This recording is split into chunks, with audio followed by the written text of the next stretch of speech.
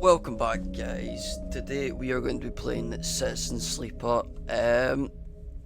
Sorry if my voice sounds a bit funky, but I seen this game on Game Pass, so I thought may as well.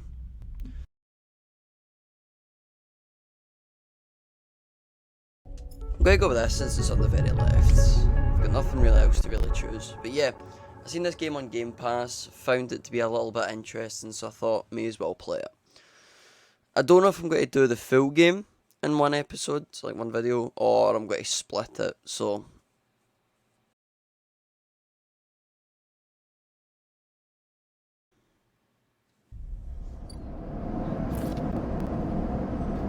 the first thing you become aware of on waking is the disconnect, the delay between thinking and feeling, between wanting to act and acting. Minor, almost imperceptible, but always present, is the worst when waking, when yourself has spent many dark hours recalling what is felt to be real, to be a person, to be in a body that is indisputably yours. Think of that body or forget that body. Let's do think of that body. I'm not sure what's one, but a leap into the cold lake on a hot day, the sting of blood swelling from the fresh wind, the friction of a fingertip.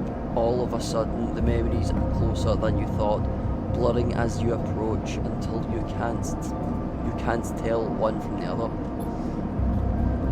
The cold slips in behind and around you, and the sensations fade out of reach. Perhaps you should be thankful for the dulled nature of this new body. Given your current circumstances, the walls of the container feel immediately present, cold, hard, at your back and face, cramping your limbs. So she's in a container, or he's in a container. You resist the desire to stretch, knowing that the claustrophobia comes next, and retreat a little from your central nervous system. It isn't painful, not like you used to know pain, at least. In emergency mode, pain is a message delivered with efficiency and ease, a reminder that harm is imminent.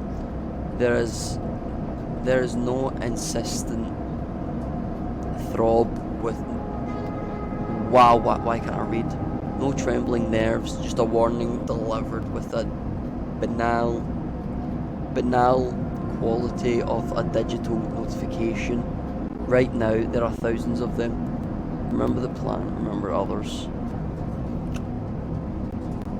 We go remember the plan. You mostly remember that it isn't a good plan, but then your options were limited, and once you got the itch to get out by any means possible, it was either the plan or something much worse. It was at least simple. Collapse the shaft, drift away in the chaos, slip into cargo processing, seal yourself into containers, then just hope the freighter left before you were missed. Some were lost in the shaft, so I'm guessing this is after the attack, because they said they need to collapse the shaft. Some were lost in the shaft, others never found the meeting point, only a few made it to the containers, but the freighter, as far as you know, left. That feels like enough to know that you might no longer be on that grim and heartless rock, even if in the airless hold of the freighter, you might freeze solid long before you reach any destination. Wait for the cold to try to rest. I'm going to try to rest. But you are restless. It has been a long time since you left. Surely weeks, maybe months. You're duly aware of damage in your legs, your right arm. You're duly aware of the damage to your legs, your right arm. You have been reserving energy as much as possible, but your body has still needed to shut down many of its systems to protect you. You have spent much of that time asleep, knowing that anything else would be impossible to endure. You feel the weight of that impossibly begin to gather. It is time to sleep again, to nudge that false body into inducing delta waves in your emulated mind, and once again recoil into a dream of when you were once a person. Time passes, the cold creeps further in. You feel something Warmth, not true warmth, but the indication of its presence. Your joints release from their rigour, sound to everywhere, screeching and shimmering, so loud that your body ducks. Your hearing to protect its sensors. Oh, that was cool. Then light, white as the cold, softer and softer until in the haze of dirty yellow a figure appears. You are out. Holy God. I am not a man for like reading, but damn, I feel like I've just read a full entire book. That is not a nice sight. What is that, man? Or woman? That is just... Ugh. Okay, so this is Dragos. It has been a few hours since Dragos pulled you from the container. You sit huddled in a corner of his scrapyard, swaddled in the reflective folds of his mylar blanket. You are slowly coming back to consciousness, back to life, and you stare at the ornately curving element of the improvised heater. I am not good at reading. You're surrounded by angular, incoherent lumps of ships, some corroded beyond recognition, others still carrying glassy wounds along their edges where the plasma arc sliced them apart. As you trace their shapes with fogged eyes, you hear a voice. So sleeper, you all thawed yet? Let's say almost. Never seen one of you come in like this. New frames must have seen better. Perseverance in Sub-Zero vac. Seen more than a few of you frozen solid in the hull plates or inside outer locks. In my time, they weren't so lucky. Dragos comes into focus, shrouded in makeshift tech, his headset with its glinting eyes, the mark of a drone operator. Okay, so wait. So is he a drone operator? On his shoulder, one of his symbiotically linked drones perched, its irising eye locking you with an unflinching stare. Reading that much has made my eyes unfocused. That was hard. So that big man there and the wee guy there are linked. Okay. Last living sleeper that came through this yard was a while ago. They didn't last long. You struggle to read his expression beneath the tech, but he seems lost in memory for a moment, or perhaps he is just figuring out what to do with you. I said plan to survive. You aren't sure if he hears you. I won't ask what led you to do it, to sell yourself to a corporation, and I suppose you know you can't go back. Your old body, that's theirs now, and you are just software, a rogue emulation, illegally possessing corporate property. That is cool but also concerning. You nod along. You remember biometrically signing the forms, the cold floor on your feet as you padded on the sleeper cells, the promise of a life off-world. But as you do, you get to now familiar sensation that these aren't your memories. These are things you know, but not things you feel. You're no longer that person. You're an offshoot, a copy. What you won't know is what's ahead. At least the last one didn't. There's no easy way to put it. That body of yours is falling apart. It's the same for any sleeper who makes it out. SNARP wants the project SNARP wants to protect their property, but if they can't keep a hold of you, well then no one can. You remember that too, of at least rumours of it from the other sleepers. Planned too big of a word. A built-in dependence on the regularly administered supplements that were part of your routine. Stop taking them and your body begins to shut down, separate from your emulated mind. How long has it been? How long do you have? But for now, sleeper,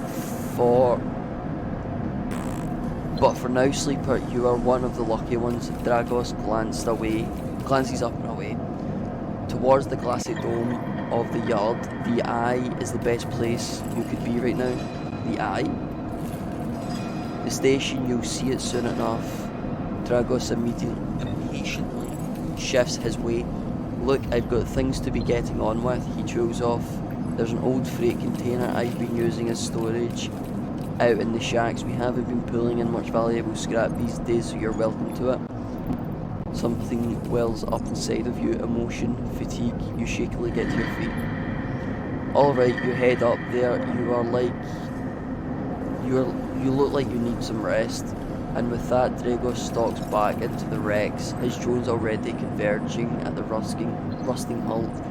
Plasma flashes silhouetting his spindly figure as he returns to work. Okay. All of that reading, by the way, that was hard. Okay, so we can upgrade. So upgrade to upgrade points to upgrade points. Effective. Okay, so from what I've got so far, I am that man there, so I'm now a robot. And the corporate identity that we wear, like the corporate people, the businesses, basically give you a robot body. They take your old body, so you don't need to like age and stuff like that. You can still live, but the problem with that is the maintenance. So you're needing scrap and that to, you know, stay alive and keep your body. That's what I've gotten so far. Insight. Let's go to bed.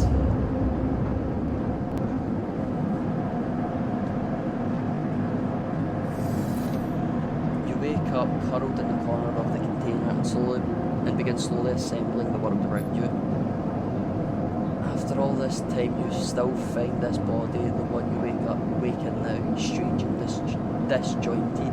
His message is readable but somehow wrong. You sit up, pulling the mylar blanket close against the cold. Here you are on this ruined station, millions of miles from anyone you know. Are you still in the system? Did any of the others make it out? It's impossible to know after all this what matters. Ooh. The thing is, was there to escape to? Getting answers to what? Oh, getting answers to everyone else. I think building a life. Alright? Either getting answers or building a life. I'm going to say building a life. Maybe you did get lucky finding yourself here. Maybe here on the edge of everything there's a life for you to build. But before you can build anything, you'll need to learn how to survive. Maybe if you can do that, you can make a life for yourself. Dragos has left a few comforts in the container, a mylar blanket, a bedroll you slept on, a canister of water, a makeshift electric stove, and some faded sachets of some desiccated powder. That's the word. Took a little bit. You thumb the power stud on the stove and begin to boil the water. The contents of the sachets smell like damp wood and you sprinkle them into the liquid. As the pungent smell washes over you, imagine images from your restless sleep come back to you. A ring like the station, but skeletal and ghostly. A web of threads pulling at your skin. A constellation of bright polygonal shapes, like angular suns, burning into your mind. There's something unpleasantly visceral about these images, and it is long after you've finished drinking before they begin to fade. You tidy away the stove as best as you can and try to gather enough energy to greet the day.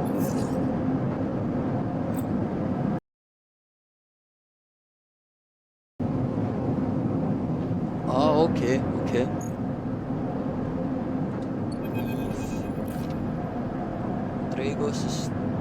Dragos is standing in the corner when you close up the container. He is still wearing his headset, and as in the harsh light of the corridor you realise it is implanted. A drone sits on his shoulder. Its cache of sensor eyes rapidly irising. How are you feeling? Okay. The drone chirps, good to hear. You notice that beneath the operator's rig, his skin is marked with burns and blotches. I know the container isn't much, but it'll keep you safe, he pauses. So I'm not going to chit-chat too long. You well enough to work? Look, I'll be honest with you, Sleeper. I didn't pull you out of that container out of the goodness of my heart. He looks away. Out of the yard, it's simple stuff. We hack these old hills down, sell them off to the shipyards or the bright market dealers for cryo. Occasionally we pull out some tech, something with a bit more value, with most of what comes in is scrap. It's hard to find good hands here, but I figure as a sleeper you'll be used to the manual labour, and obviously I'll slip you in for some chits of commission based on what you turn up. God.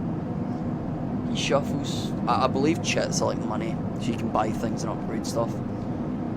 He shuffles his feet nervously. Look, I wouldn't usually do this. In my opinion, you'd be best suited moving on as quickly as you can. And Sleeper's well, he shows off.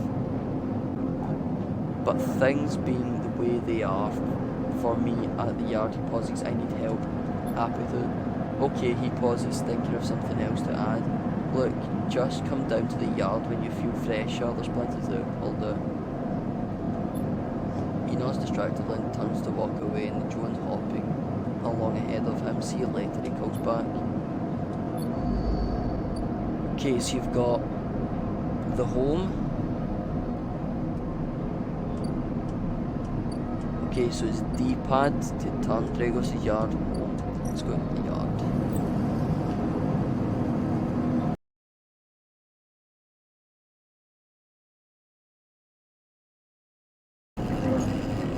Alright, so I kind of understand what needs to be done. A debt called in, Dragos is tied up to something ugly. If he misses a payment or two, things will get nasty. Back in business, every salvager knows that they are always just one lucky haul away from the next payday. So I'll put my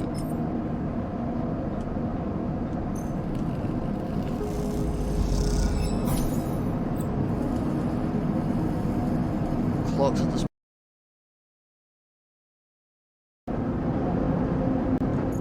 Okay, so that's basically just progress reports. Okay, so +1 dissections, I'm going to do that.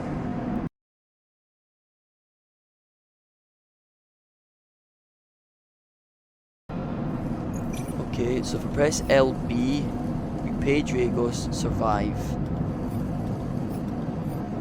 Okay. So I've got a 50-50 chance of getting this. Please.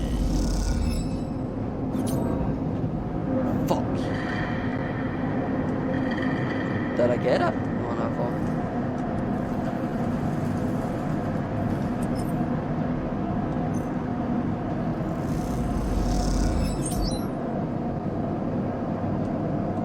Okay, so this is going to be a risky one.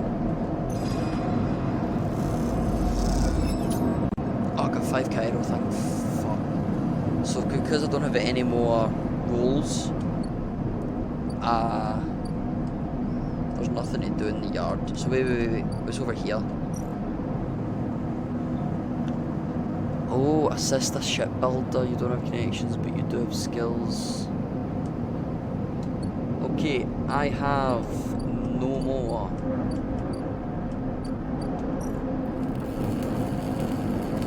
Okay. Oh, okay, so each part has a different,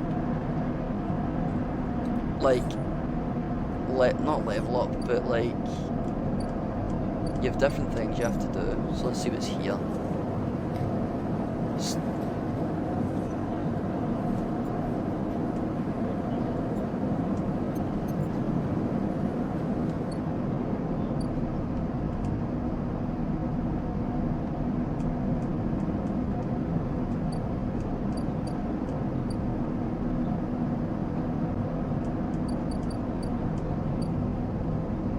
Alright, so you've got more.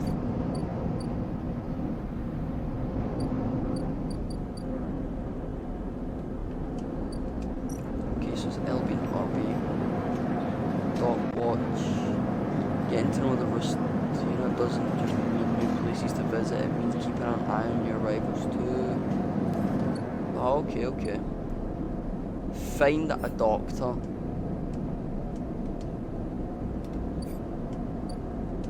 Is there?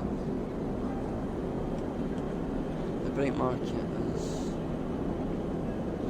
It's there I need to find a doctor. Well, there's nothing I can do anyway, so let's go back home and end the cycle so I can get more energy.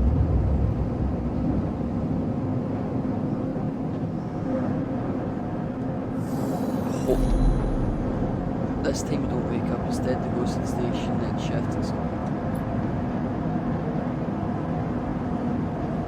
For a moment you are gone, absent from your own body, stretched out across. Okay, so it's because I'm starving. Shit. You can establish yourself threads tugging on the edge of your mind. These threads become vectors of exchange and their extensions as you feel your thoughts slipping away down them, dissolving into the millions of distributed nodes they connect to. You see a station glow, you feel the station in a web of texture in the smooth black liquid. Touch it. You feel a point in the station and you connect to it, pulse through it, through loops and follow loops and paths under and around it. You touch around points like you have fingers, and then you try, the moment of impulsiveness to connect them. The flow passes through you so rapidly that you feel yourself being carried with it, splitting and separating, edging and gathering. As you do, things occur to you, things that you can't possibly know. You reach out, try to grasp them, try to touch them too.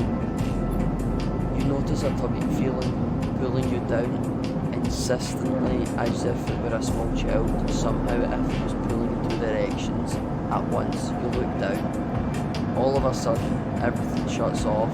You come back trembling in this unfamiliar body, both yours and not yours all at once. You feel yourself standing in the container, eyes now open, dark steel glows. You feel a change within you, a shift. You close your eyes for a second and you feel it waiting there. The station splayed out across your mind, a storm of connected nodes waiting to be explored, and then it is gone. I need food. Where do I get food?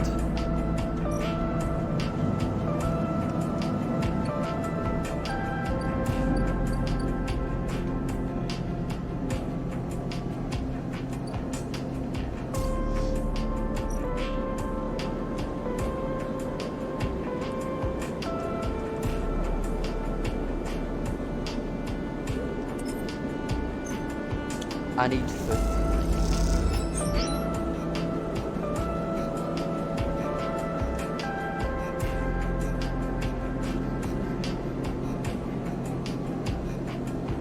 Yeah, I ain't doing that.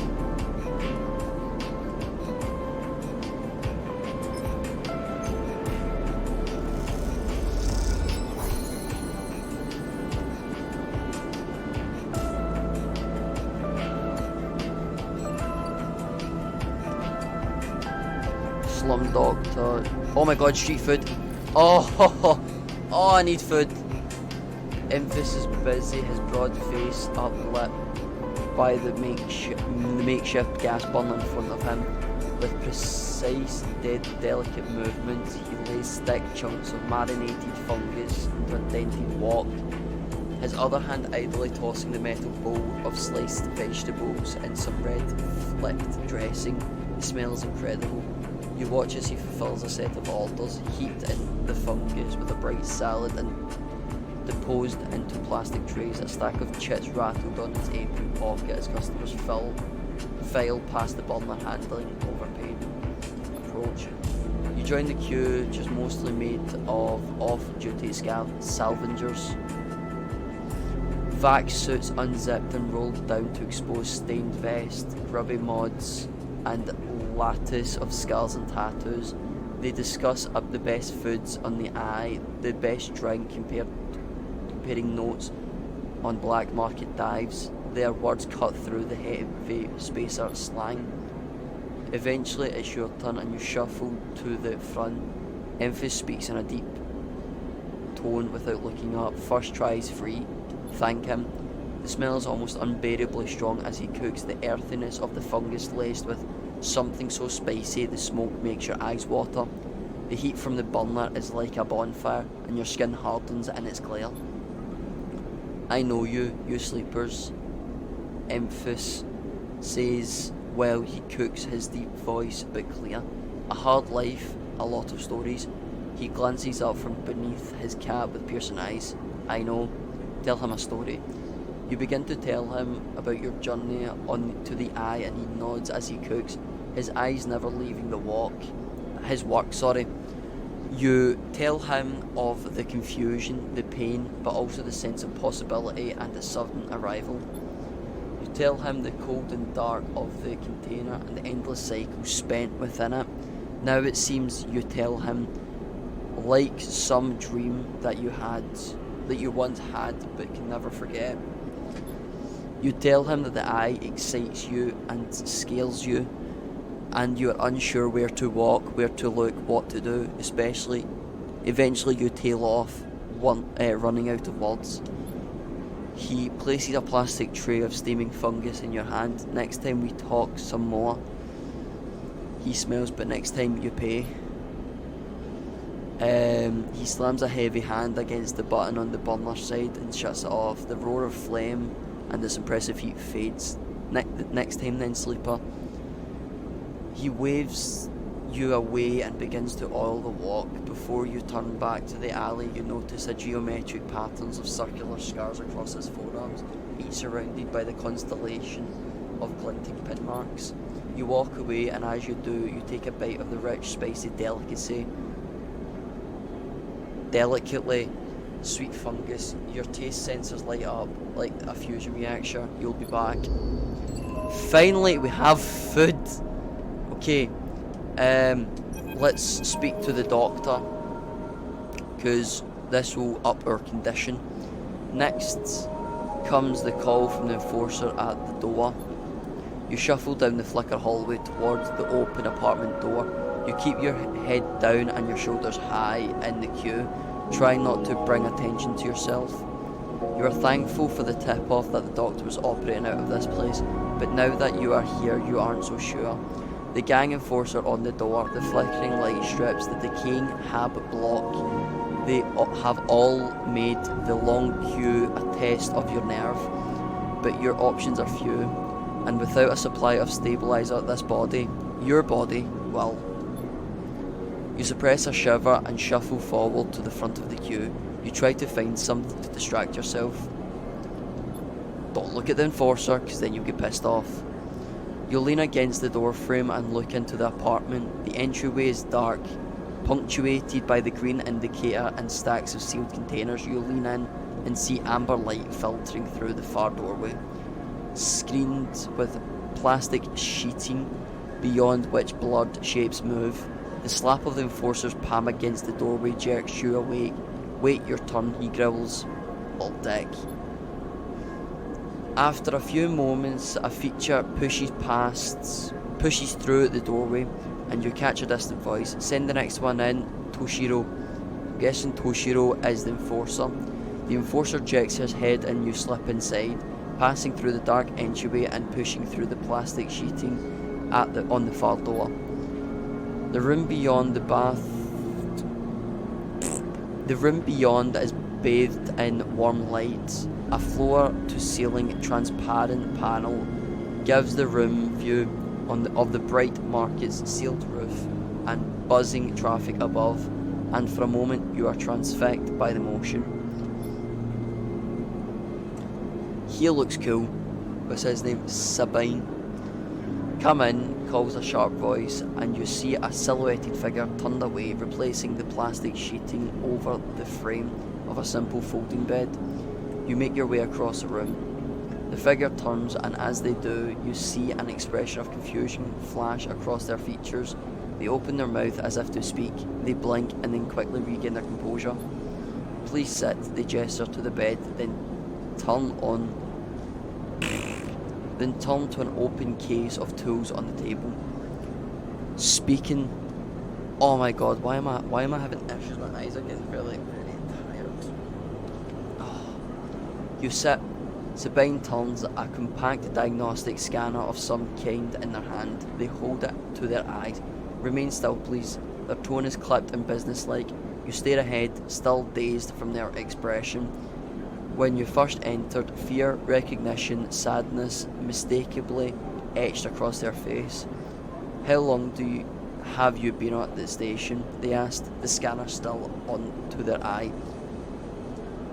A few cycles. They nod. It's good you came to me. They set the diagnostic scanner to the table. I'm going to start by assuming you don't know anything. They take your arm and roll up your sleeve, inspecting your synthetic skin. Your body is dying, they say it without ceremony, without drama, but not without empathy.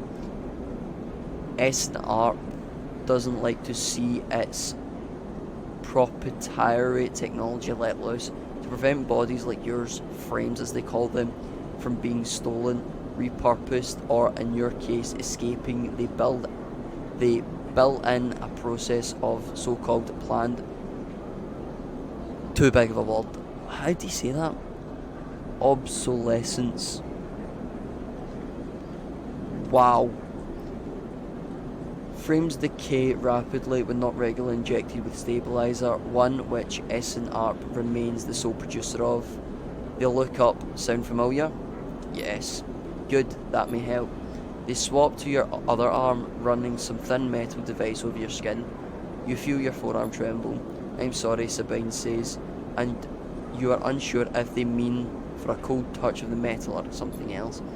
Emulations like you, sleepers, as most people know you, aren't classified as people in any of the surrogate systems. You have no rights, no status. They focus hard on the inspection of your arm, and S&R has no reason to release stabilizers into the market. Sabine looks up as if to apologise again, but they stop themselves. I know little of this is of use to you. They turn away, disassembling the metal instrument and cleaning it. Silence fills the room and Sabine works, and then the silence gives way to tension. You stare at their back, willing them to say something, anything. Sabine turns to face you. I may be able to help, they sigh, and you see the darkness under their eyes, hear the fatigue in their voice. They gesture to the door. You saw Tushiro outside? You nod. He works for my benefactor, Yatagan. They are influential in the low ends. They give me this space to work, run the door, and take the profits. At the same time, I have to fix up their enforcers, tend to their implants, sew up their wounds. They look away. But Yatagan has connections, smugglers from the starboard belt, mercenaries working for the corporations on Ember. If they can source the stabilizer, maybe you'll have a better chance. Sabine sets down their slate, their notes complete. This is dangerous, and it'll be expensive, but I think we can do it. Sabine walks away to the window, their face dabbled by the shadows of passing drones. Let's just see if this works first. I'll let you know when I have a lead. You nod and leave. Sabine is still staring out, unmoving. When you reach the lowest level of the market, you look back through the panels of the roof to see if you can see their face, but the room looks dark against the lights of the market. You duck your head and walk off into the crowd.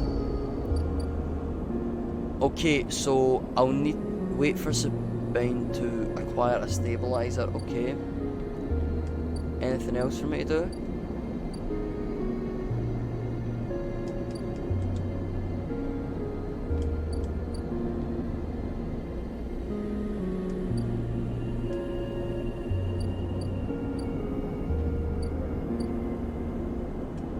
hardware exchange. Sell components.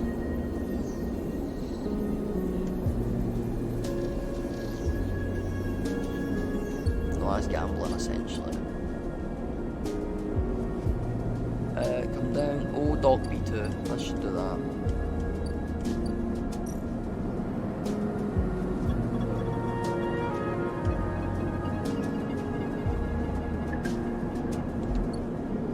Never mind, that's that.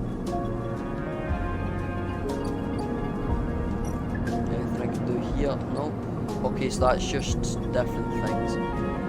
Let's go to... No, I got Dragos, that's Scabby's. I got Scrapyard.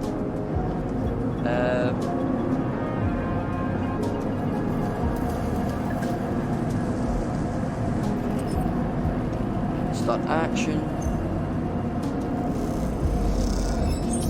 Got that, so...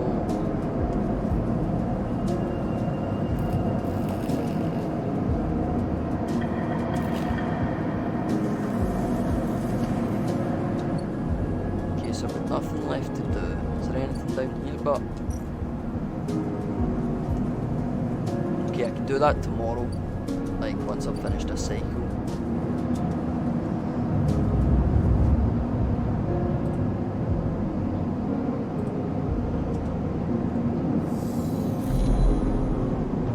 So I'll need to go see that guy again and get him. Again, the skeleton ring of the station fills your mind. It sparkles with glittering lights, like stars reflecting in the winter lake. It is clearer, crispier than before. The threads still pull, but you remain in place, flickering in flow. Between the threads, you see bright shapes, caches of simmering light beneath transparent crystal forms. You follow the path of the thread across the ring, through these forms, then leap off into the void. You begin to understand. These are nodes and connections, a map of information, of communication. There are so many layers, so many loops that it seems almost impossible to parse, but you begin to try. Focus on the threads. There are more threads than you can count. You chose one that passes nearby and approach it.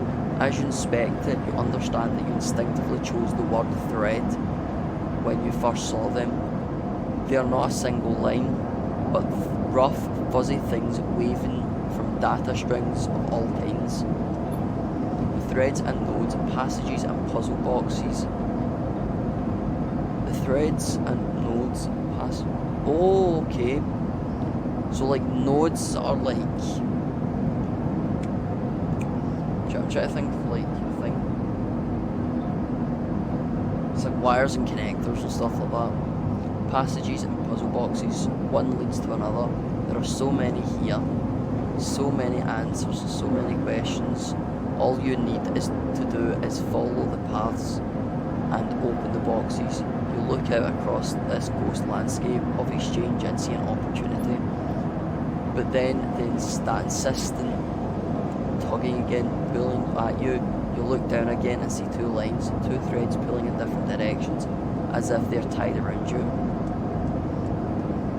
So just go with the first. The first thread leads out, away from the station into an inky black.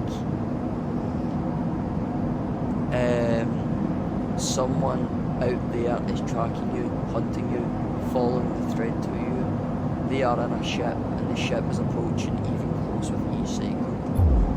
The second thread leads in, pulling into the station.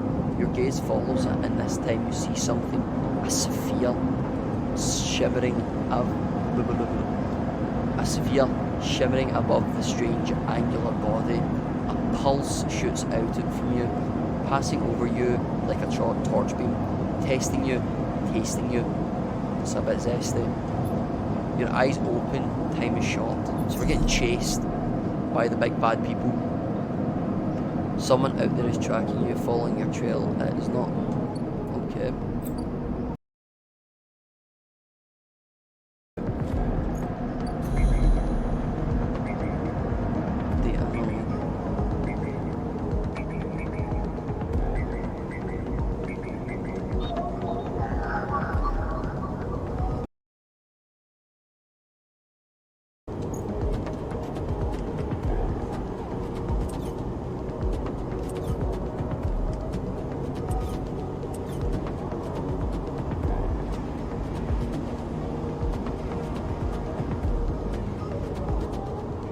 so it can't do anything yet, so...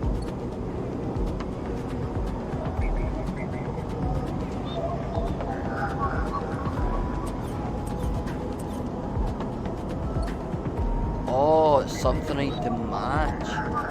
So I need to match the 2 dots there. And then what over here? I need 1. Bypass. Extract. So I've got that type of data. That's good for the doctor. Now, let's go get food.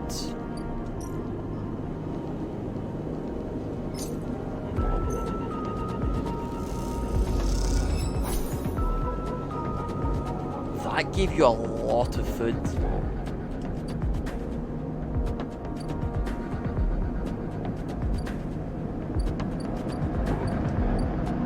Got to work in his scrapyard just now. Here. I'm just gonna do this because it's no.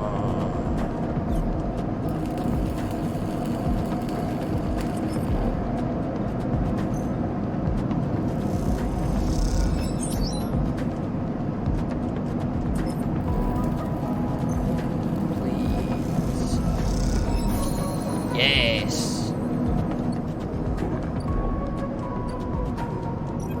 Let's go speak to him again. You arrive into the buzz of activity at the yard. Red blinking lights flash across the vast dark shapes suspended below the dome. They flicker across scorched hull plates and bench structures, spilling from holes in a twisted shape. The cutter is huge and has been torn apart with violent encounters. She's a beauty, isn't she? Drago stands to the side, focused the hull ship as it lowers. She is. I should thank you. This place was on its last legs until you turned up, and now it looks like this. The ship descends slowly, its interior visible through multiple hull breaches.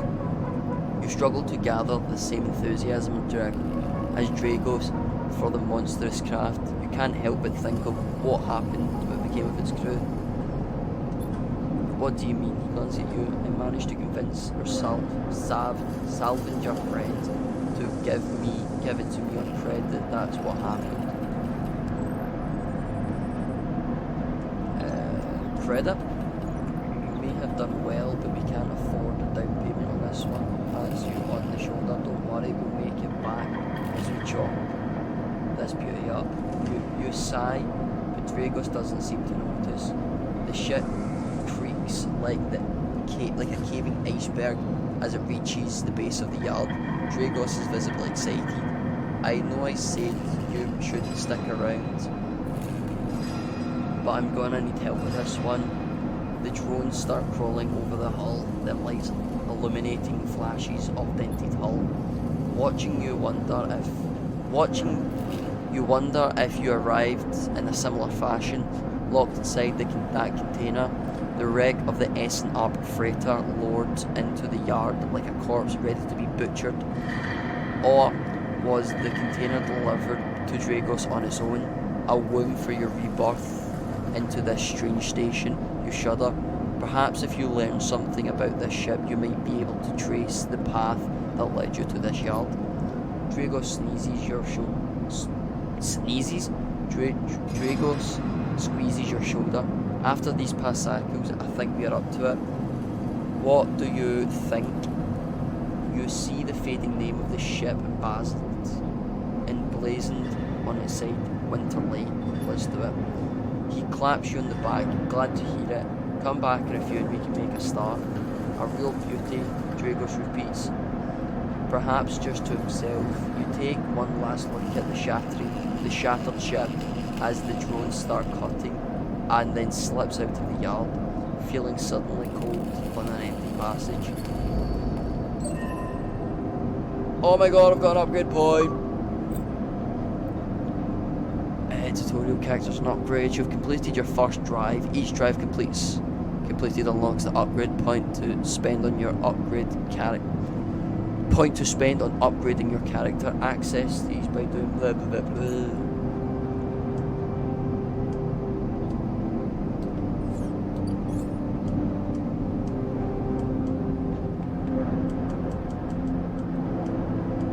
question is, how do I upgrade?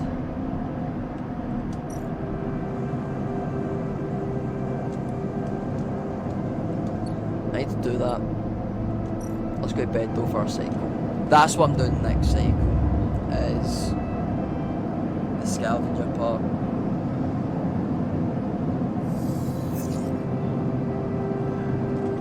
Oh shit, just fell. Wow. So I've got around, wait, 1, 2, 3, 4, 5, 6, 7, 8. So I've got 7 more cycles before the hunter comes. As you close up, a voice echoes down the corridor towards you. Sleeper, wait up. Turn. Feng is coming down the corridor towards you, a wonky grin on his broad face. Hey, glad I caught you. Do I know you? He grins. You do now. He puts a hand on your arm. I've seen you hanging around. Just want to chat. You staying in that thing? He nods back to the container, shaking his head. Rough. It can be hard to get a start on the eye. He looks away down the passage. What was it old Earl said? The eye opens for us all. The eye opens, aye. Nice idea, but well, not always very practical. He glances back at you. We do our best, but it isn't easy. You pass together in the main hallway. No one has told you about Erlen. He's the founder of this place, that's why it bears his name. Havenage should organise some seminars, he laughs. Not really my department, no. I'm with systems. Let's go with Havenage. Think of us as an administrative association for the eye. Depending on who you talk to, we either emerged as a response to or a continuation of Andre Erlen's original union. He smells. Personally, I avoid the topic. He stops you in a quiet passage. Look, that's not what I've here to discuss. I've been seeing some unusual network activity and, well, I know a little about you sleepers. I have a small proposition for you. He glances around, but this is not the place for it. I have an office just across the way. Give me a cycle or two to prepare. Then, when you are settled to stop by, he lowers his voice and gives you a dark look. In truth, I need you. If what they say is true about you sleepers, well, there's work to be done. He pats you in the back, his voice bright and his dark look suddenly gone. Stay clean, sleeper. He walks off down the passage, raising a hand in farewell. Okay, let's go to the shipyards.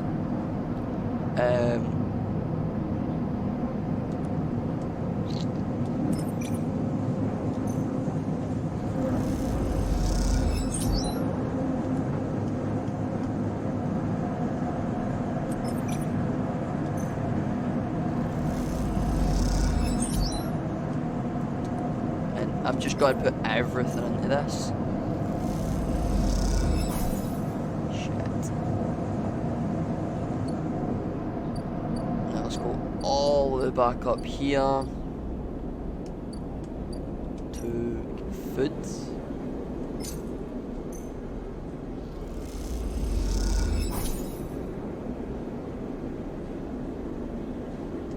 How do you get the other two? There's nothing for me. Oh wait, I could try and speak to this man here. Never mind, no, one more cycle, and then we're done. Go here, and cycle, and then once we wake up, we'll go speak to him. We'll go work with Dragos. Text? Nope, let's go. Okay, so this should be done. Yeah, this is done. The first thing you see on entering is a glint of Toshiro's implants, like a cat's eyes. In the dark of the corridor, he nods you in as you arrive at Sabine's door. The entryway is still dark and you push through the sheeting into the surgery. I have it. Sabine stands with a case open in front of them. A set of vials lined up inside, separated with foam inserts. They pick up one, rotating it in the warm light. I have no idea how Yatagan. They trail off. We should treat this with caution. It looks authentic, but I have no idea if it really is what it appears to be. That seems to be the case. Unfortunately, I'm not sure we have another choice. They gesture to you for you to sit on the bed. I think this is because I hack-guessed them. The stabilizer works under a similar principle to the immunosuppressant in the transplant operation, in that it stops your body from ejecting the unfamiliar part of itself. In the case of your frame, the unfamiliar part is each of your biosynthetic organ groups, which over time are identified by your body as foreign material and therefore must be eliminated. Sabine holds up a vial of the would-be stabilizer.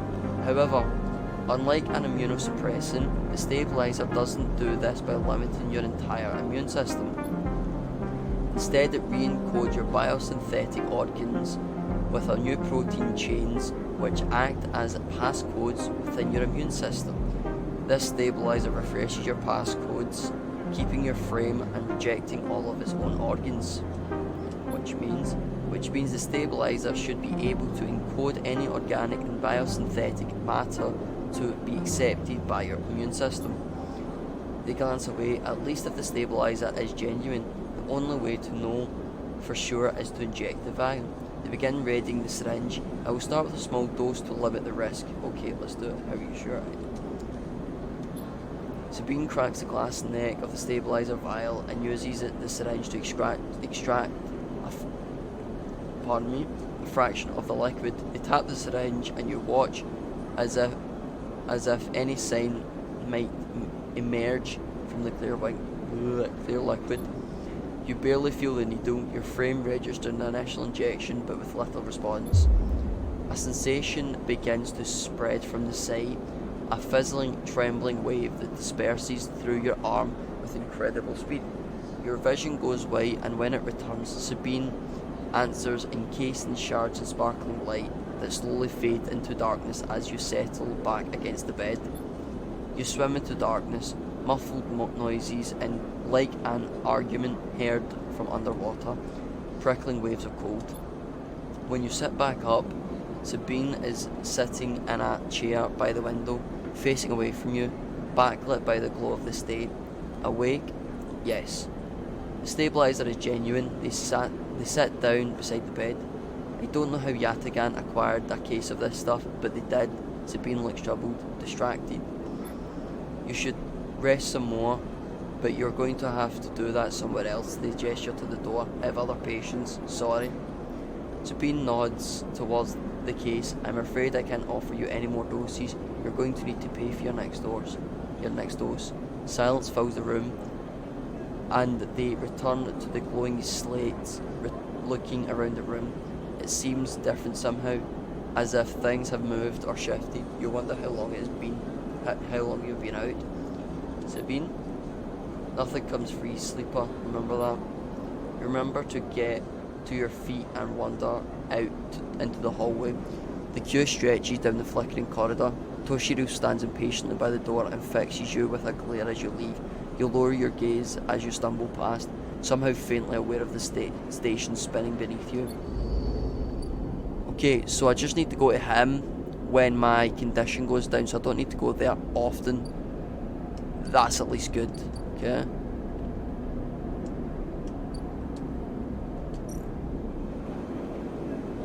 Okay, it's 100 for stabilizer. I'm going to need money. Unload containers. Buy some scrap.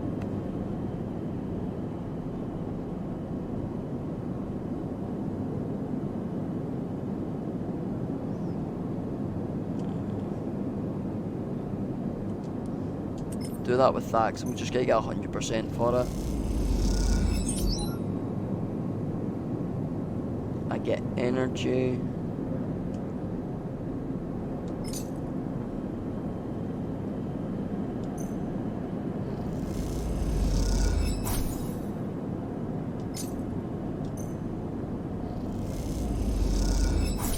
got to buy 2, so I've got now scrap there, which then can be brought here. So I paid 20 for it. Let's see how much I get now.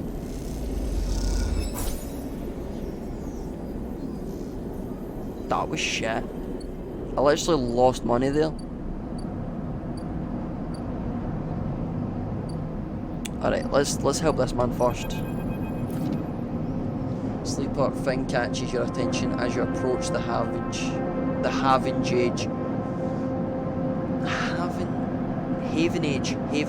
Oh my god, Havenage. What a dumbass. Havenage building, laying against a bay door at the side of the entrance. You approach, easier to come in this way, security and all that. He gives you a look, you know. Oh. He slams a button on the bay and the bay creaks open. Blinking lights in the dark behind you. You follow Feng inside. Truth be told, I don't spend much time upstairs. This is where I work. The door hisses as it closes behind you. The bay is filled with pieces of hardware, all rigged up with generators and diagnostic slates and things you don't recognise that glow with blue screen light. There is a chorus of hums that blend into the wave of static filling the dark corridors of the room. Faye leans of the severed stack and gestures around. You like it? Don't insult, don't compliment, just stay neutral. He taps a nearby server stacked with beeps in response. This is my treasure trove, all dredged up from this sea of systems we call the Eye. You wouldn't believe what this place runs on. He steps over to the towering block, speckled in vents. Some of these systems are from the original station. I1.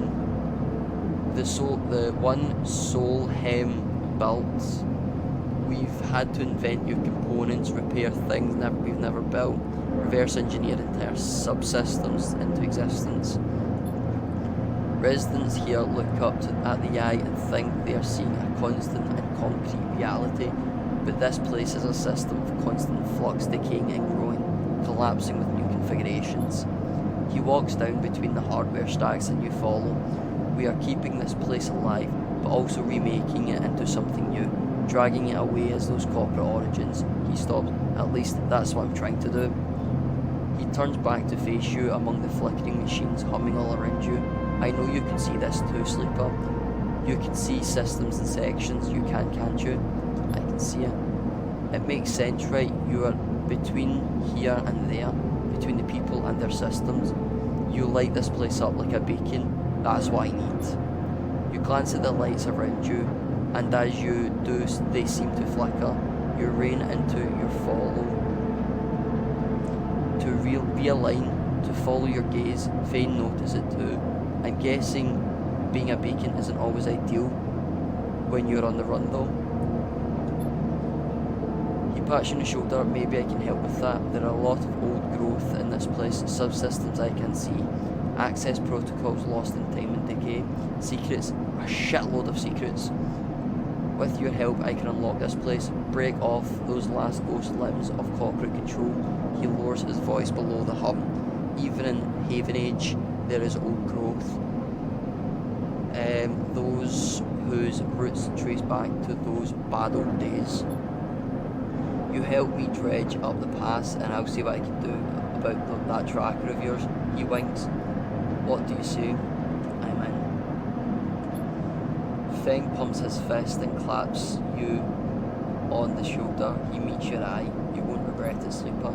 Feng passes you a ragged looking metal tab, a gift he smells.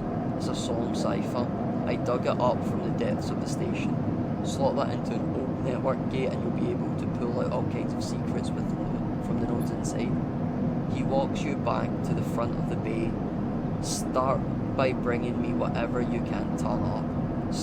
Use the emulated mind of yours to see what's out there. Let's get a picture of how things are. Those above, he nods at the ceiling, have granted me an acquisitions budget. I can pay you for whatever useful data you bring in. I know you need it. He slams the door button again. Keep it quiet and keep it clean, sleeper, and I'll see you soon. You step blinking back into the passage, those flickering lights still in the back of your mind. Okay, so we've now got that. Let's go to the shipyard.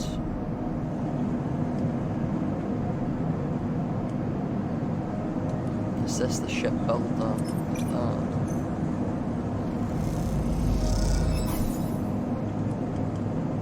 And then do it one more time. Hopefully we can get yard hand finished. Alright. Shit.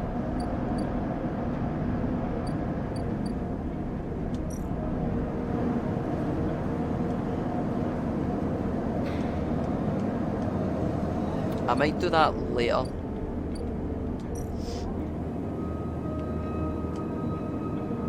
Unload containers.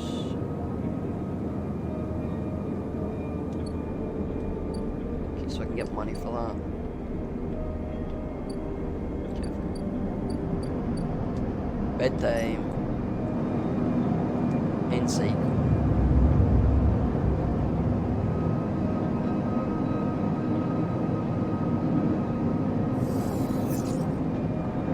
That's went down a little bit.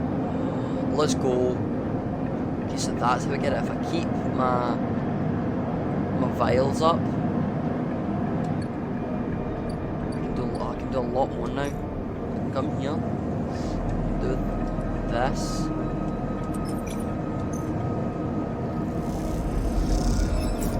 Did I get it? Nuh-uh.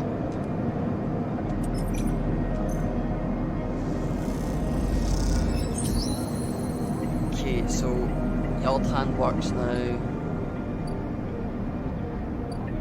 Ooh. Okay, so these are the shipyard people now. And I've just got some new stuff that I can sell, like the hardware stuff. From the walkway of Cinderreal Horizons looks impossibly vast, a landscape of plating and frames all along her flank torches flicker. Drones maneuver arc light glint. The sense of scale of industry is both stunning and strangely unsettling.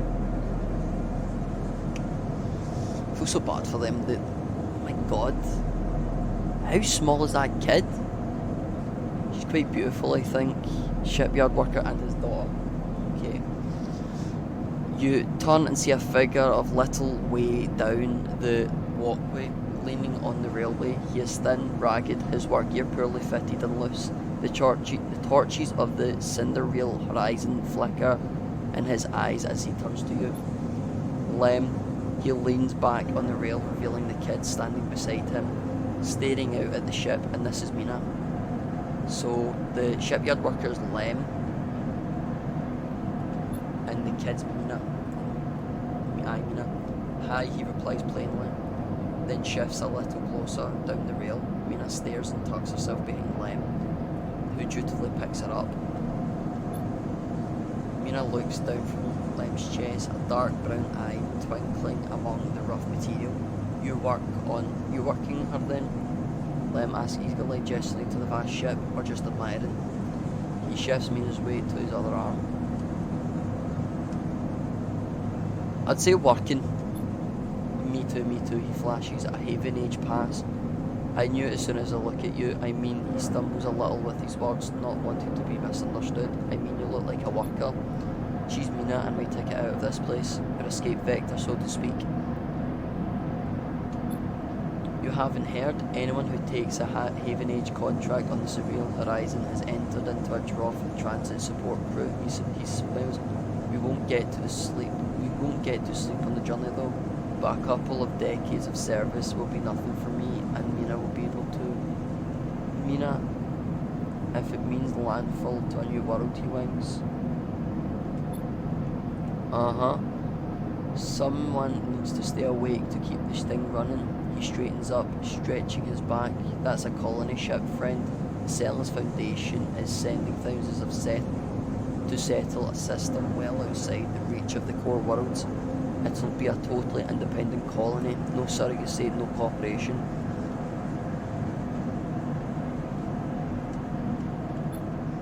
They are Haven Ages Client, yeah, some wealthy project from the core systems interested in the independence and self-sufficiency and all that. They hired the whole shipyard out, helped re-kit it and everything. He strokes Mina's hair. Someone else's dream, I suppose, but it doesn't mean people like me and Mina can't tag along. Mina responds by pushing his hand away. Daddy, she whispers. Food. Pulling an exaggerated, grumpy face. She glances furtively at you as she plays with a set of dog tags that hangs from Lim's neck. Oh, so he's military. I'm just chatting a little, Mina. Give Daddy a sec. He turns back to you and you suddenly notice how tired he looks. I'm not on the Havage crew yet, but I'll work my way in. You can too, my friend. We have to stick together. He smells a little shakily, and you wonder how long he's been working to break into the official shipyard crew. For sure.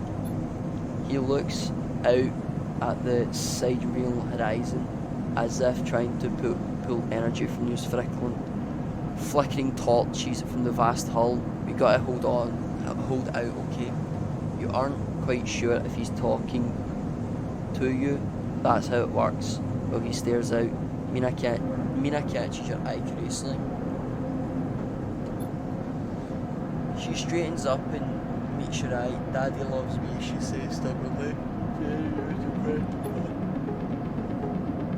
Oh.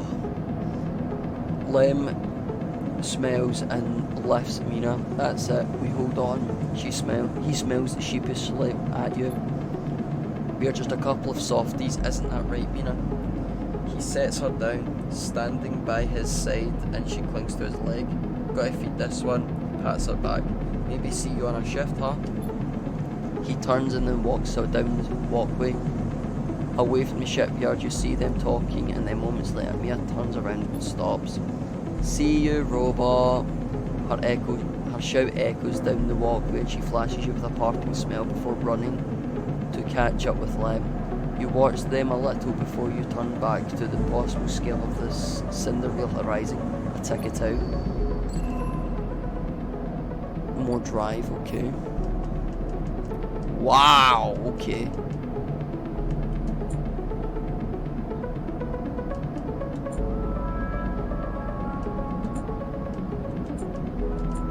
Okay, so that's a lot about here.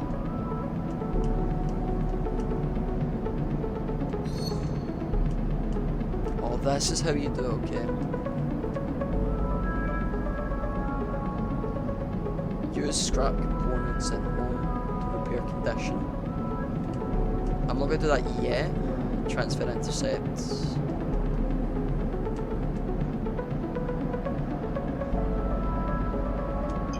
Do that, just so I'm not having negative ones. So I'm not getting like...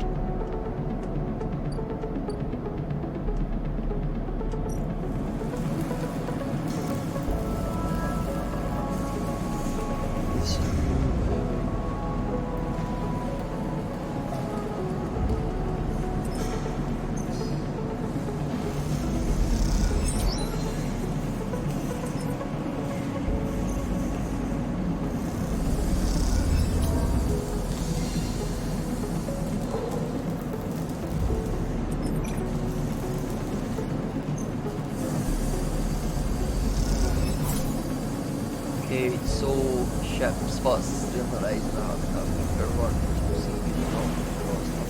So basically this is where I put my high stuff, so see where I messed up there, that should basically fuck me.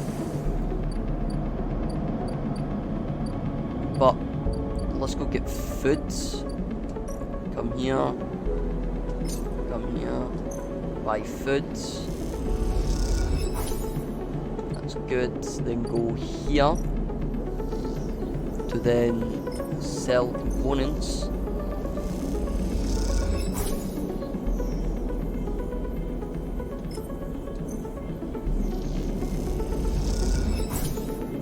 Link it to the flow of chits and the components in the exchanging complex with the sharp eye. Right, bedtime.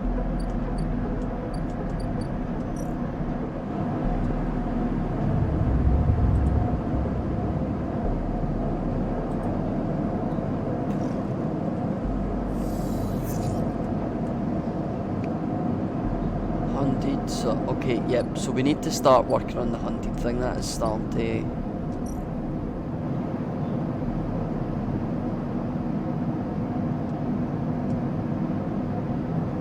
Okay, so press Y. Start from the top and work our way up.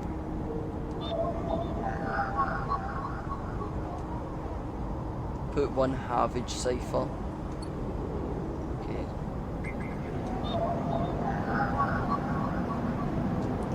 Match, bypass, extract data. So I've got encryption now. As you drift, okay, the clouds. As you drift back from the node, something latches onto you. A thread strung tight around you and tethers you in place. A taste, the voice, makes you shiver. A source is somehow both distant and close to your ear. You see a distant glint of light shut off, and then suddenly a shape is at your side. It stalks around you, circling like a shark, like a wolf. Entity unknown. Astringent processing. Resists. You struggle against the thread and it tightens the response. A glittering jollity. Please hold. The thread around you thickens. I think I should have just left it. As its ring, a cylinder, a tunnel of light circling around you. It is blinding for a moment and then it is gone. As it fades, you see a figure, a creature in front of you. Its strange head flickers between different angles, reading you. The shape paces around you on lithe legs. Through there is no ground, there is here to pace on. Entity, identity, origin, serial, cadence. The figure faces you expectantly.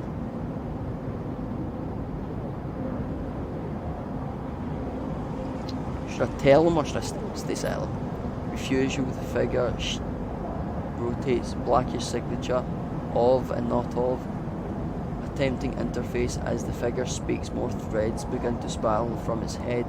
Thick, snaking, vine-like ribbons that flex and wave. They approach with intent. Stop. The figure halts, its threads, its head twitching. Entity. Your identity is unknown. We only seek to correct illegalities. Can you confirm your legal right to sentience?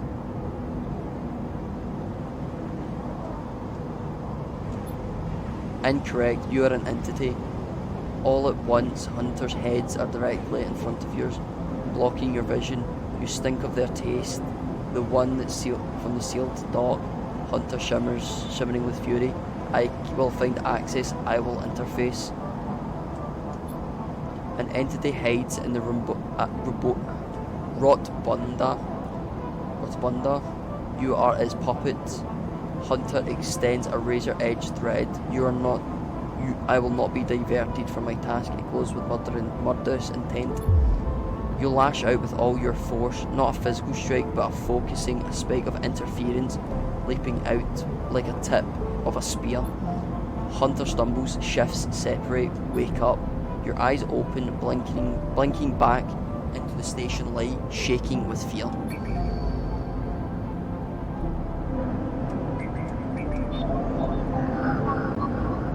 I do not have a 2, so I can't do that.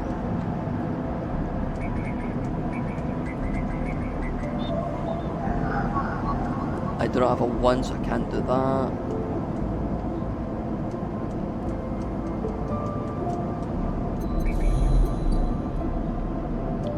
Let's go speak to him.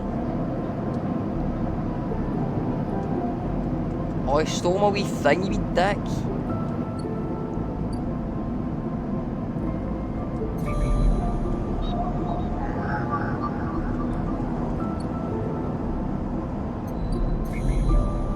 Alright, so I have it there. Solemn cipher, okay. So I have a solemn cipher.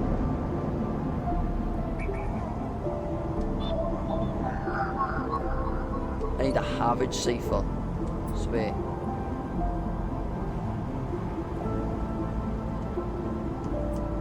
I've got an encrypted key.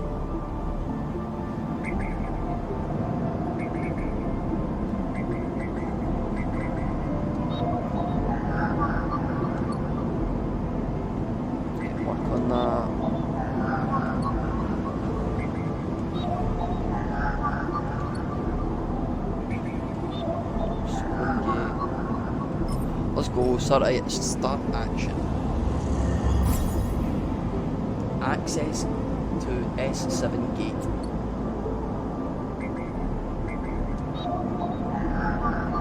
I need a 2 there.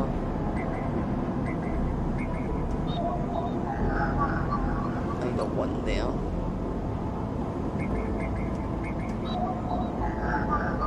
Oh, I've got 4. Bypass, extract data.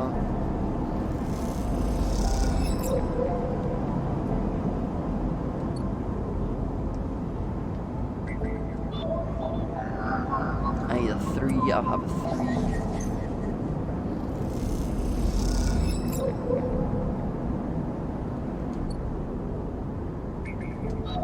Corrected, I need a 1.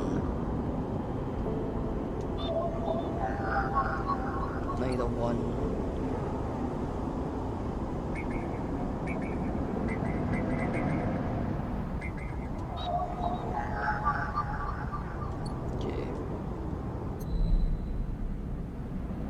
So it seems like that is completed.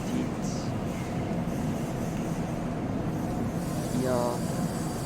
I think the 4, it'll make 5, so it should be fine. Good. I'll slowly work on that. I don't need that just yet. We work on Doc's yard real quick, because he needs help as well. Come here. Do that. Work on that. Good. Oh my god, I've got so much money. Let's go to the cooking thing. Cook food.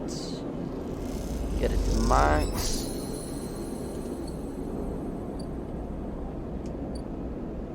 Street vendor food. Passage into the low end.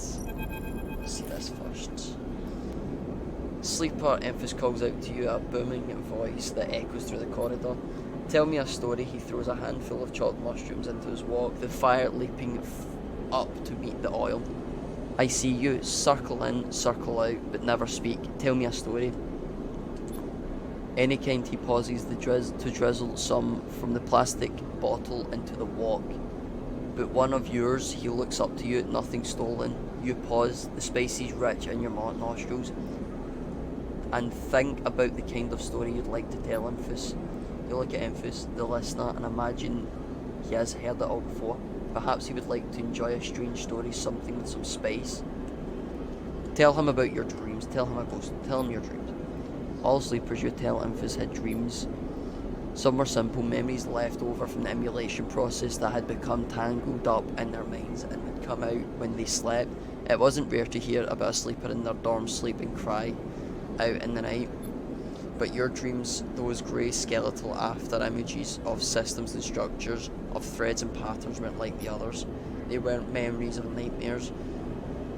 They were reflections of reality, distorted, yes, but somehow true. You learned back then to keep quiet about them, to let them flow through your mind like water.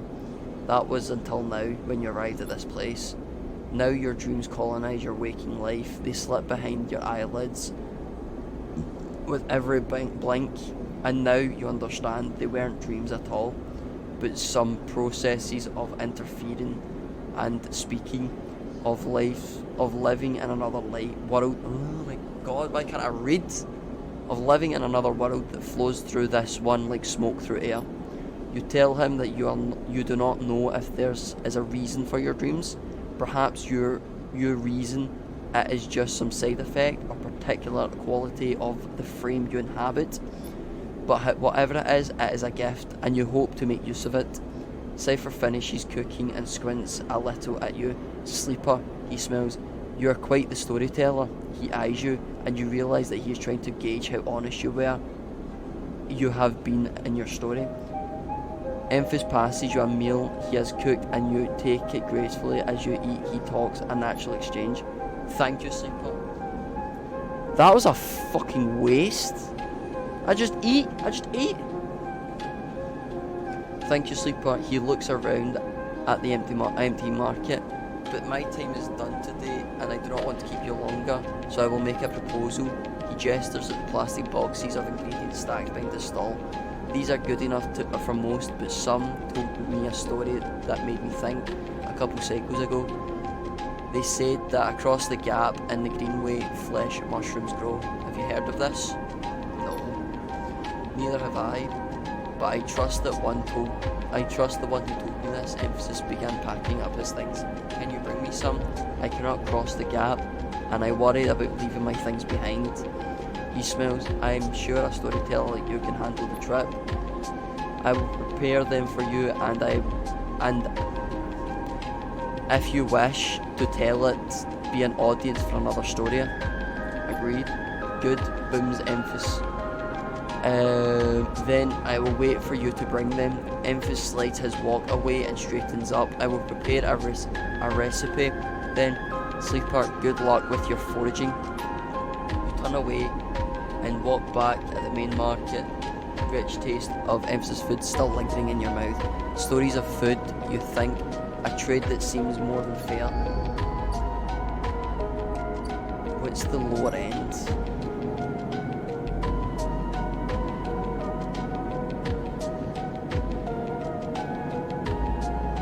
No, I'm not gonna do that just yet.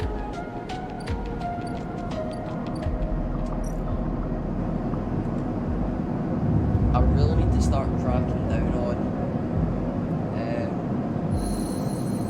the people chasing me. Because look, I have 4 cycles left. Start action.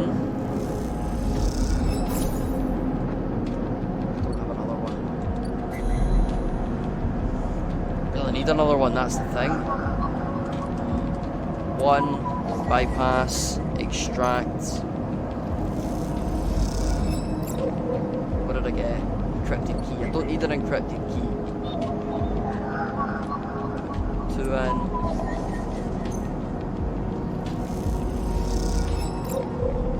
Havage data.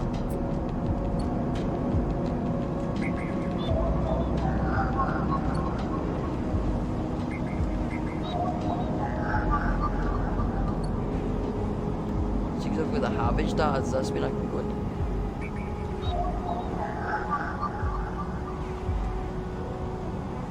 Havage data on my cipher. Okay.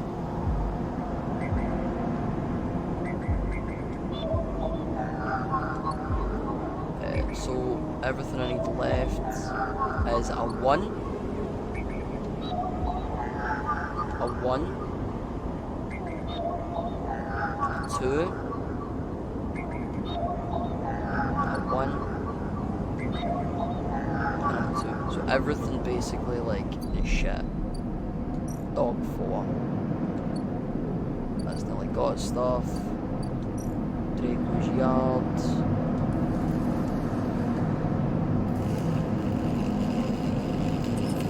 Work on Winter Light.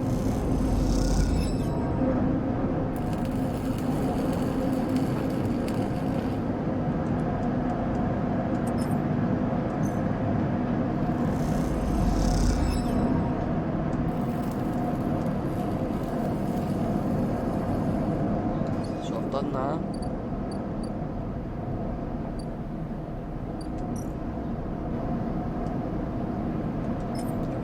Fragment supply. That was a lot of money. Tracking yet again.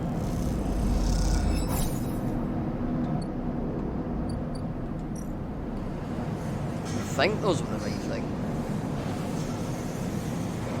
System fitting, junior tech, let's go. I am getting money. To be honest, I think now I can go to the lower end.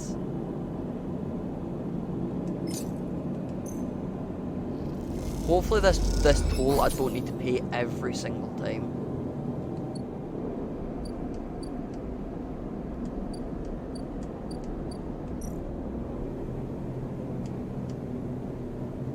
Block maintenance maintained by the resident.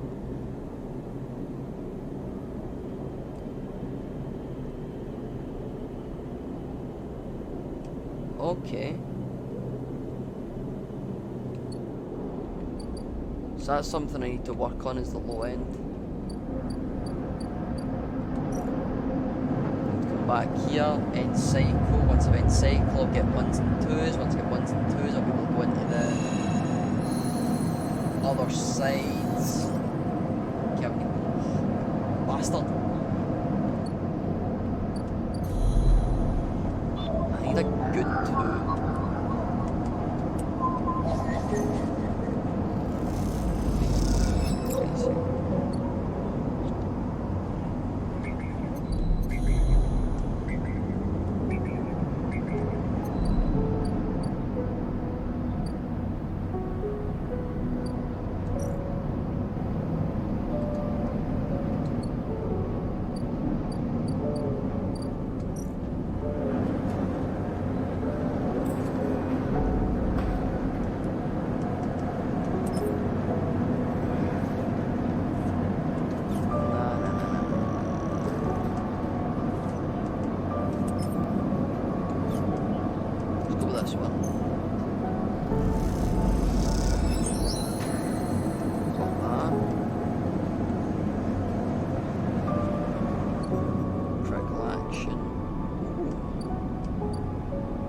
Stranded mercenary, sealed dock, overlooked bar. I'm not gonna go for that stuff just yet.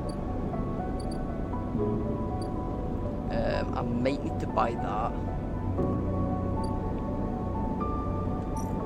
I don't have any hardware, why am I doing that? I have enough. I'm going to go help at the dock.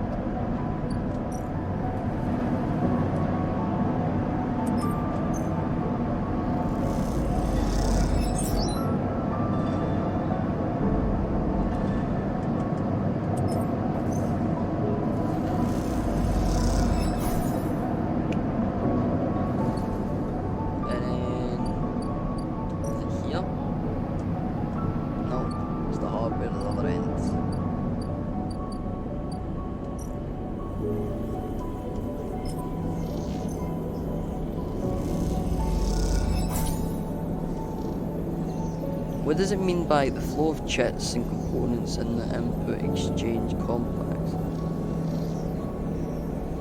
Oh, okay, so the more I do this, the more money I'll get.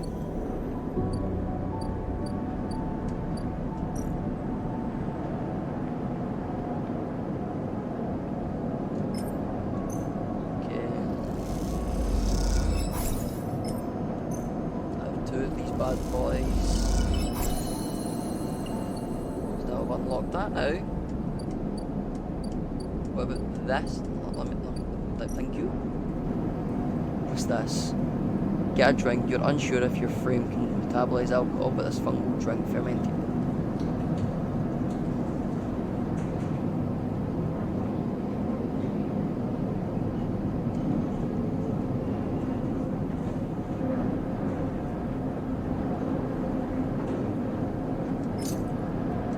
Let's see what that says. Let's learn. Let's. Okay, I got energy. What's that drink do? Okay, an overlook regular. Okay, so these get me thingies. Let's just do one more. Sorted.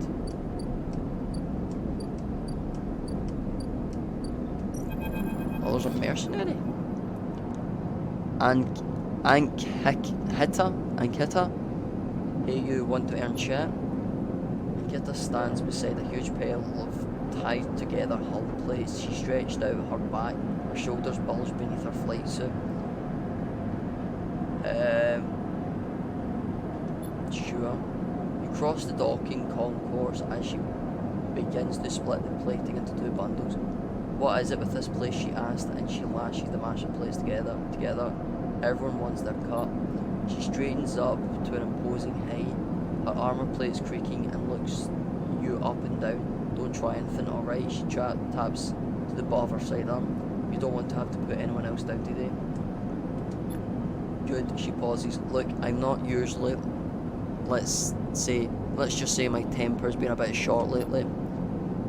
Ankita hoists one bundle of plating onto her shoulder. Come on then, enough chat, you've got to earn that chip. You struggle to shoulder the plates, but you do eventually. Ankita gives you a look, ships this way, and she sets off down the gantry at impressive speeds. As you catch up to her, she turns down a passage, pushing through the small crowd of Stevedores, don't know what that is. What's all this for? Oh, this, she nods at the plates on her back. I'm building a tree house. She gives you another of her looks. It's for the ambergris that cuts you. That cutter you might have seen sitting silent out there. She rapidly turns another corner as you trail behind. She got cut open pretty bad on her last job, and I had to moor up here for a spell. But since then, it's only gotten worse. Someone got in and sliced the core of the ship mind, so now she's gone dark. She shifts the panel on her shoulder.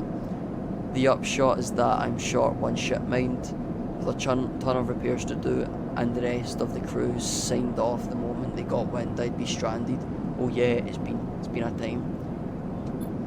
I don't know, got a ship mind tucked away on that frame of yours? For a moment, you aren't sure if she's serious. Ankita swings the plates from her back, almost knocking you over in the process. This is me.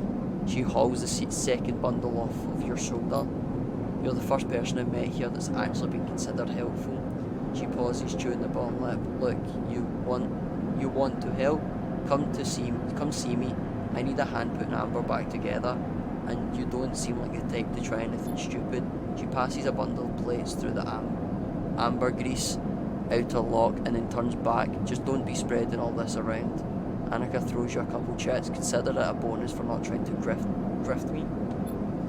She gives you a parting nod and ducks through the doorway. Alright, get out of here, she calls back, and the locked door slams. That is a lot. Right, well, let's go here.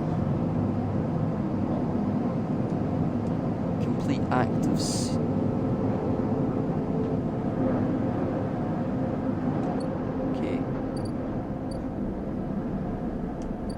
An active sentence means this. As you slip inside the sealed dock, a pulsing light grabs your attention. Among the discarded tubing and rusted plates, a machine flickers with a warm glow. Approach the machine. As you get closer, you recognise the machine's blocky shape, settled into an alcove in a side of the dock, a kind of upright cabinet. It is covered by faded logos and messages from which you assume it was once an industrial vendor, intended to dispense and manufacture ship fittings and other mechanical parts necessary for the regular running of freight and resource extraction vessels.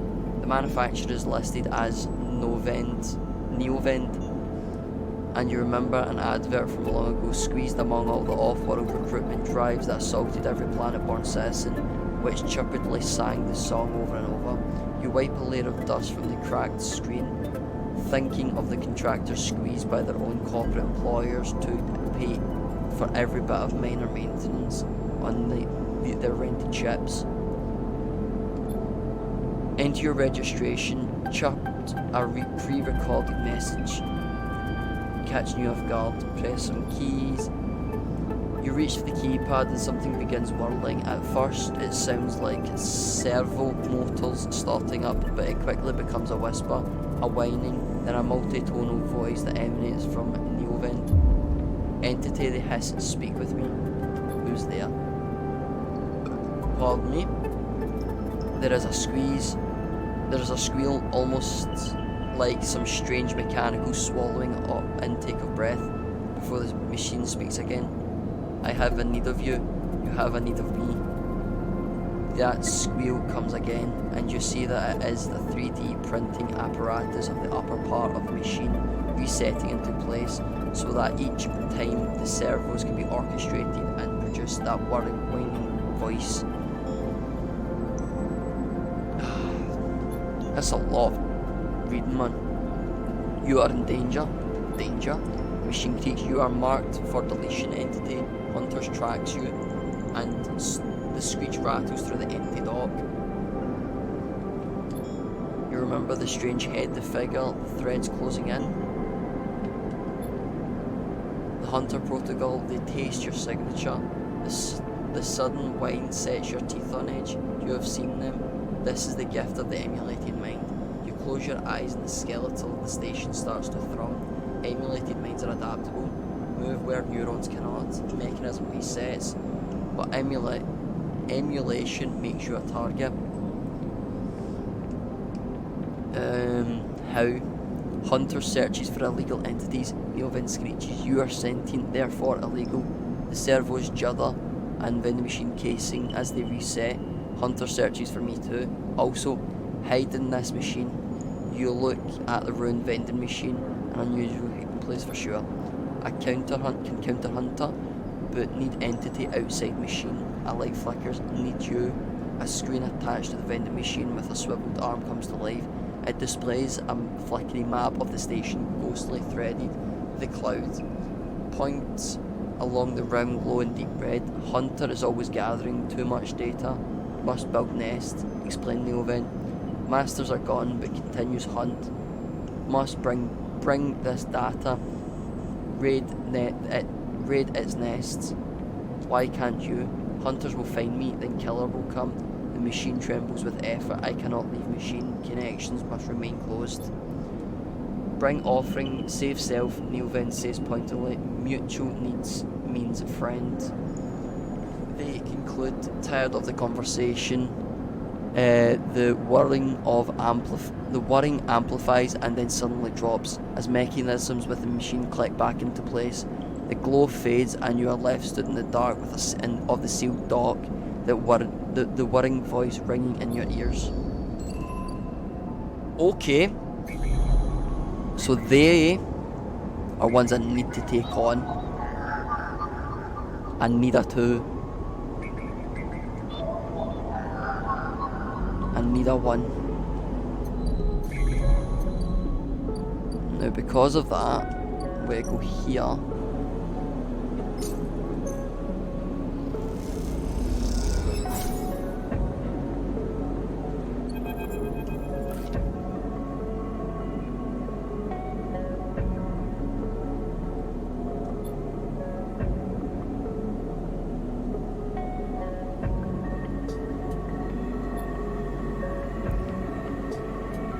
Sorry, I wasn't reading that there.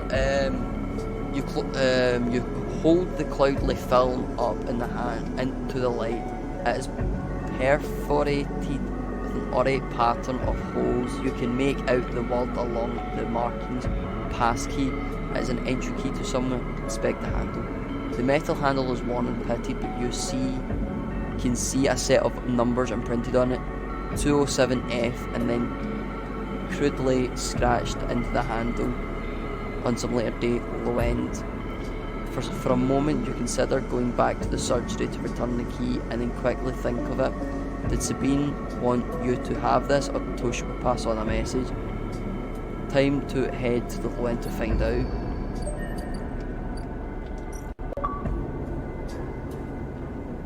What would I get? Planned up, brought yourself some extra time, one vial at a time. You find an entrance to the apartment, its passkey symbol obscured beneath the livery. Who lives here?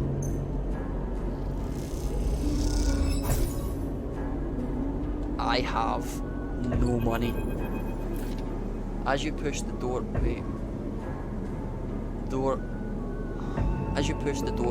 automatic lights flicker on inside the apartment. They reveal yellow plastic panels, the curved shape of wall-mounted utility units. Detritus of the routine life arranged on every surface. You step inside, clicking the door shut behind the amber light of the aging fixtures, glaze everything with pale orange. The work surfaces hold a variety of subjects, indistinct in the dull lighting. A pale blue light drifts from the doorway at the end of the room. Smudges through the thin layer of dusts suggest a recent, rare and hurried visit. They trace a path to the water dispenser, the auto wash, into a cabinet still half open. On the shelf sits an empty pillowcase. Go to the doorway.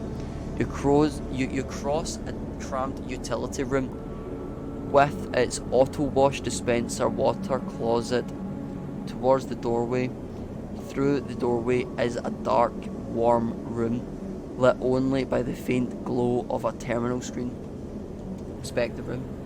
A bunk is tucked into the wall, the blankets ruffled. A wall desk glitters with glow of vials and containers. A briefcase lab sits open, loaded with rows of reagents and compounds you do not recognise. In comparison, this room is clean, ordered and controlled. As you approach, there is a crackle from somewhere in the dark. Sleeper. Sabine's voice shakily echoes through the apartment. Welcome to my home. I'm sorry I can't be there. I have to make alternate arrangements. You hear rattled voices, noises, static. I was able to record this message, but I don't dare to show my face. Something is happening within Yatagan.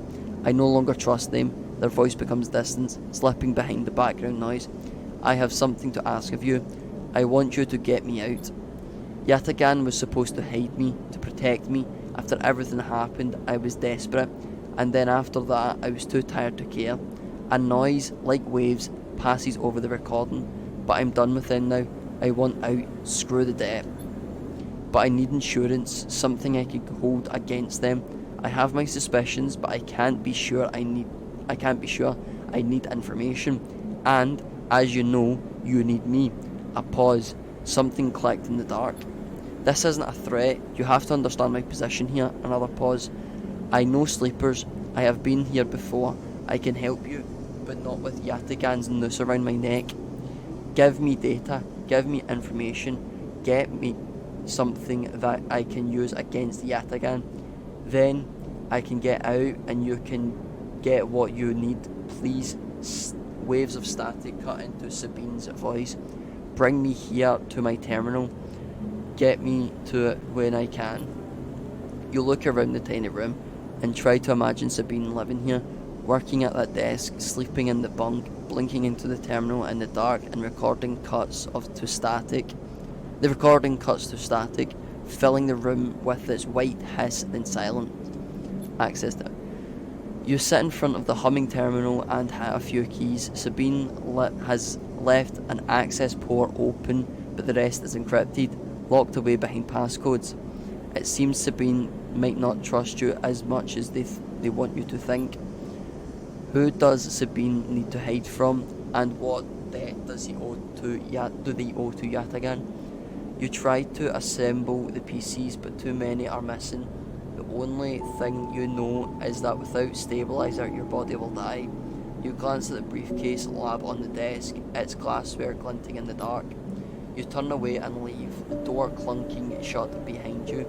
Back in the corridor, you notice the scrawled graffiti of a blade on the opposite wall. Yatagan. You feel yourself being drawn into something you don't quite understand.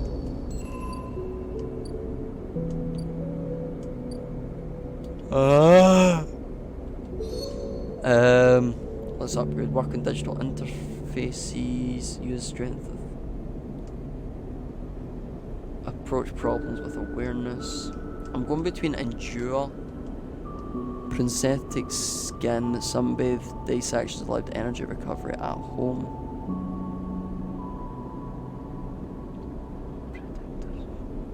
Display potential positive and negative outcomes.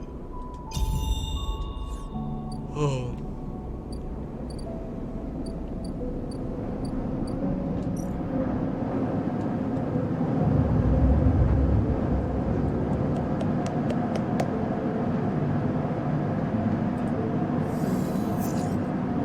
Alright, so wait.